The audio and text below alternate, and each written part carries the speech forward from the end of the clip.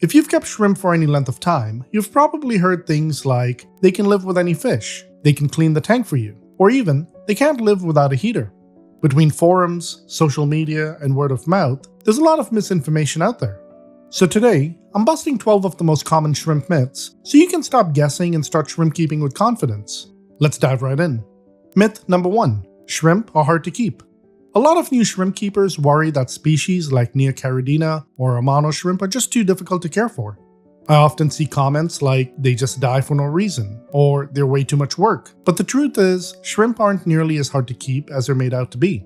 The most common issues come from one of 5 things: a lack of understanding about the species and their needs, adding shrimp too early to a brand new uncycled tank, sudden changes in water parameters like a sharp drop in temperature or a swing in pH, constantly moving things around in the tank after it's set up, or occasionally just getting a bad batch which is totally out of your control. Shrimp don't need perfection, they need stability. And when they're kept in a properly cycled, established tank with consistent conditions, they're surprisingly hardy and easy to care for. You might make mistakes along the way, and that's okay. What matters most is not giving up, but continuing to learn. Because the more you understand, the easier it becomes to know what your shrimp need and how to help them thrive. Myth number 2. Drip acclimation is always necessary. There are 2 main ways people acclimate shrimp. One is the bag float method, where you let the sealed bag float in your tank for about 20 minutes to match temperature, similar to what you do with fish. The other is drip acclimation, where you slowly mix tank water into the bag or into a container holding the shrimp over time. Now, drip acclimation can absolutely help, especially if the shrimp are coming from drastically different water parameters. But if your water is similar to your local fish store, breeder, or you're just moving shrimp between your own tanks, a long acclimation process may not be necessary. In many cases, simply matching the temperature and introducing them slowly is enough. For example, when I transfer shrimp between my own tanks, I usually just net them out and move them over because my tanks all have similar water parameters and temperatures. But when I buy new shrimp, I do prefer to drip acclimate. It's always worked well for me, especially since I buy from a variety of sources and their water parameters can differ. That said, you might already have your own method of acclimating shrimp, and if it's working, keep doing what you're doing. I'm simply offering another option in case you've had issues, or if you're unsure how to safely introduce shrimp into your tank. Myth number 3. Shrimp can live with any fish. It's easy to assume that if a fish is small or labeled as peaceful, it must be shrimp safe, but that's not always true. Most fish are omnivores and opportunistic feeders, and baby shrimp can look like a quick snack. Some fish won't hesitate to harass or pick at adult shrimp, even if they aren't big enough to eat them outright. Bettas and dwarf gouramis are prime examples of this. Even common community fish like guppies, tetras, or rasboras can cause problems, especially in tanks without enough hiding spaces. If shrimp don't have places to retreat to, they can easily be eaten or get so stressed they either die or try climbing out of the tank. Over time, your entire shrimp colony can get wiped out. Shrimp thrive best in species-only tanks or with tank mates that are proven to be shrimp safe, like autosynclus catfish, snails, other shrimp species like bamboo or vampire shrimp, or carefully chosen nanospecies like Thai microcrabs.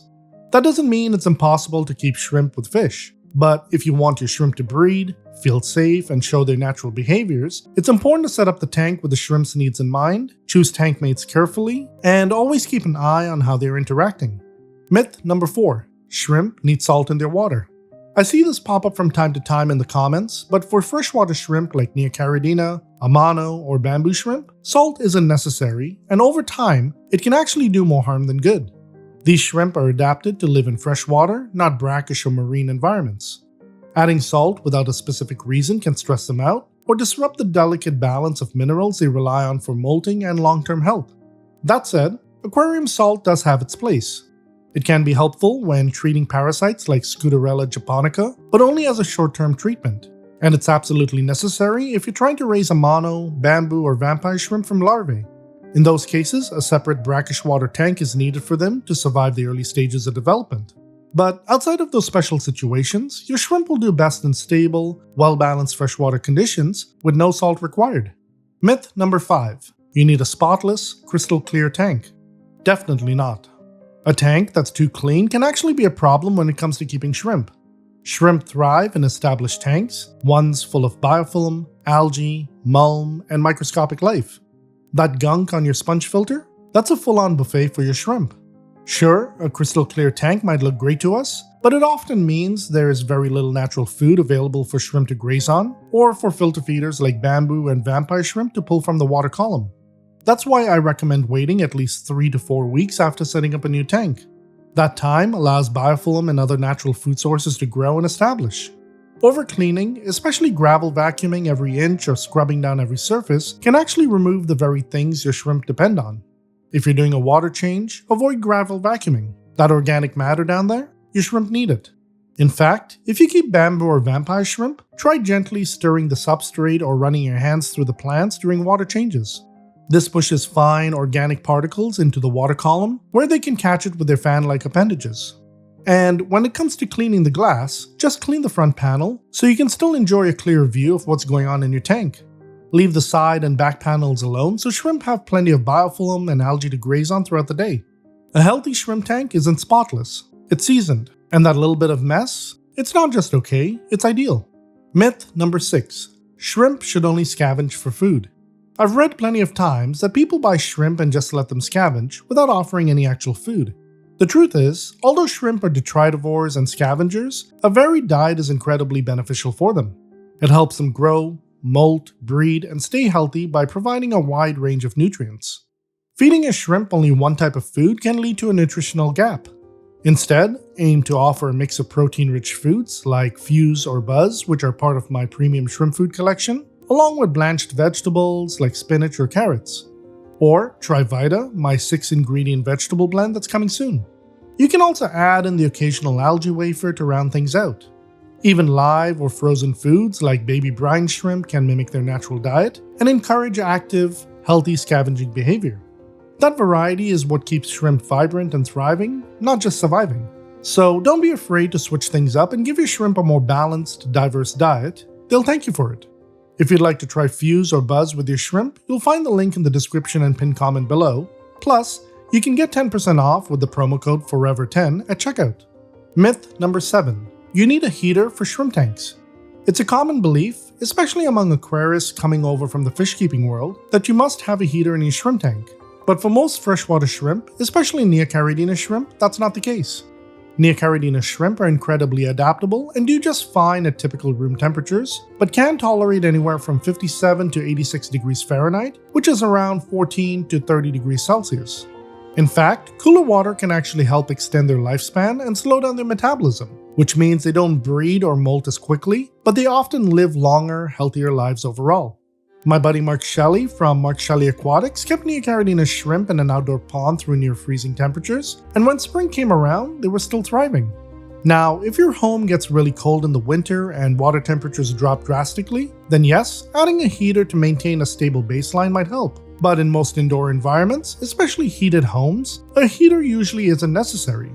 In fact, it can sometimes cause problems if it malfunctions or overheats the tank. I only use heaters, not because my shrimp need them, but because I keep fish with them and to help lock in a consistent temperature at all times. Like with many things in shrimp keeping, stability matters more than precision. Whether or not you use a heater, just make sure your temperatures stay consistent and your shrimp will be just fine. Myth number 8. Shrimp eat live plants. This one causes a lot of unnecessary worry, especially when shrimp are seen picking at leaves or sitting on delicate plants like moss or stems. But the truth is, shrimp don't eat healthy plants. What they're doing is grazing on the surface, eating biofilm, algae, and decaying plant matter. Shrimp are gentle feeders. They don't have the mouth parts or appetite to tear apart healthy plant tissue. So if you notice a shrimp constantly picking at a plant, it's not eating the plant, it's cleaning it. In fact, shrimp are great at keeping plants tidy by removing dead tissue and organic buildup. Now, if a plant is already melting, dying, or deteriorating, shrimp will definitely scavenge the soft, rotting bits, but that's actually helpful. It prevents decaying matter from polluting your tank. So no, your shrimp aren't the problem. In fact, they're part of the cleanup crew, helping your plants, not harming them. Myth number 9. Shrimp clean the tank for you. This one's a classic. A lot of people assume that shrimp are like little janitors, that if you toss them into a tank, they'll magically clean up everything. But while shrimp do help with consuming small amounts of algae and leftover food, they're not a replacement for tank maintenance. Shrimp are detritivores and scavengers, not miracle workers. They'll pick at biofilm, detritus, and leftover particles, but they don't completely remove fish waste, clean the glass, or prevent algae blooms. In fact, overfeeding or overstocking, especially under the assumption that the shrimp will take care of it, can lead to poor water quality and stressed shrimp. Think of shrimp as a complement to your cleaning routine, not a substitute for it. They're great at nibbling on what's already there, but they still rely on you to keep the water parameters stable, perform regular maintenance, and avoid overfeeding. Myth number 10. All shrimp can live together. At first glance, it might seem like shrimp are shrimp, and that you can mix different types in the same tank without any problems. But in reality, not all shrimp are compatible, and mixing them can lead to stress, failed breeding, or even competition for food and space. Some shrimp species like Neocaridina and Caridina have very different water parameter requirements. Neocaridina prefer harder, more alkaline water, while Caridina typically needs softer, slightly acidic conditions. Putting them together usually means compromising, which can lead to poor health, molting issues, and lower survival rates for both species. There's also the issue of hybridization. If you keep different color variants of Neocaridina, like red cherries and blue dream, in the same tank, they'll interbreed. Over time, the offspring often lose their bright colors and revert to dull or wild-type coloration. If you want to keep strong, vibrant lines, it's best to stick to one color per tank. Size and behavior also matter. A mono shrimp, for example, are much larger and can outcompete smaller shrimp for food. While they're generally peaceful, they're known to be very active, sometimes even aggressive towards baby shrimp, and in rare cases, adult shrimp too. So while it's possible to mix certain shrimp species under the right conditions, it's definitely not as simple as tossing them all into the same tank. If you want your shrimp to thrive and avoid headaches, it's always safe to research compatibility and plan your setup carefully. Myth number 11. Shrimp only breed in perfect water conditions. It's easy to think that if you're not getting baby shrimp, it's because your water isn't perfect. But the reality is, shrimp can breed in a wide range of conditions, as long as the environment is stable and consistent. Sure, extreme fluctuations in temperature, pH, or ammonia levels will harm shrimp and hinder breeding, but small deviations from perfect won't necessarily stop them from breeding. In fact, shrimp are incredibly adaptable and can reproduce in less than ideal conditions, as long as the water is within a healthy range for that specific species. For example, Neocaridina shrimp are fairly forgiving when it comes to water parameters. They can breed in water with a pH of 6.5 to 8.0, as long as the tank is stable. Caridina shrimp, however, are a little pickier and may require more specific conditions like softer water and a slightly lower pH. Breeding success often comes down to a combination of stable water, good nutrition, and environmental factors like temperature and hiding places. If your shrimp aren't breeding, it's more likely that one of these factors is off rather than it being about perfect water conditions. So don't stress about chasing perfection. Focus on consistency, be patient, and your shrimp will breed when they're ready. Myth number 12. Copper will kill shrimp. A lot of you have heard that copper is toxic to shrimp, and for good reason. It absolutely is when used in excess, like when medicating a sick fish. But here's the twist. Copper is often present in shrimp food in trace amounts, and in those small quantities, it's not harmful to shrimp at all. Copper is actually essential in tiny amounts for many organisms, including shrimp, as it plays a key role in their metabolism and enzyme functions. Copper can also be found in some aquarium fertilizers. In most cases, the trace amounts are not harmful to shrimp. However, it's always a good idea to check that any fertilizers or additives you're using are labeled as shrimp safe. That way, you can avoid potential issues with copper or other chemicals that might harm your shrimp. Now, I use an all-in-one liquid fertilizer called Thrive S by Nylog G Aquatics. For those of you looking for that perfect fertilizer, this could be the one for you as it's completely copper-free. If you're interested in checking it out, I'll leave a link for you in the description below. The real danger comes when there's too much copper, whether from water sources or medications. In these cases, copper can be lethal to shrimp. So it's not the trace amounts in shrimp food or fertilizers you need to worry about, it's the potential for copper buildup in the tank from other sources. If you need to treat a sick fish, always do so in a separate quarantine tank. And if you're buying a used tank, ask the previous owner if they ever treated it with copper-based medications, as it can seep into the silicone. If they're unsure, it might be best to consider purchasing a brand new tank. The goal here is to create a healthy, thriving environment where your shrimp can flourish. And there you have it, some of the most common shrimp myths busted.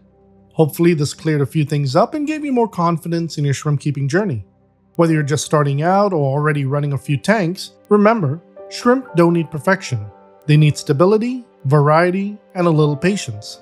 If you found this video helpful, let me know in the comments which myth surprised you the most, or if there's one I missed. And be sure to check out the description and pinned comment below for a link to my full shrimp food collection. Now, a few of these myths touched on shrimp eating, and if you've ever wondered why they're always grazing and what it means for their health, check out this video next. And don't forget to subscribe for more shrimp keeping tips, guides, and advice. I'm Andy, thanks for watching, and I hope I made shrimp keeping a little easier for you. I'll catch you in the next one.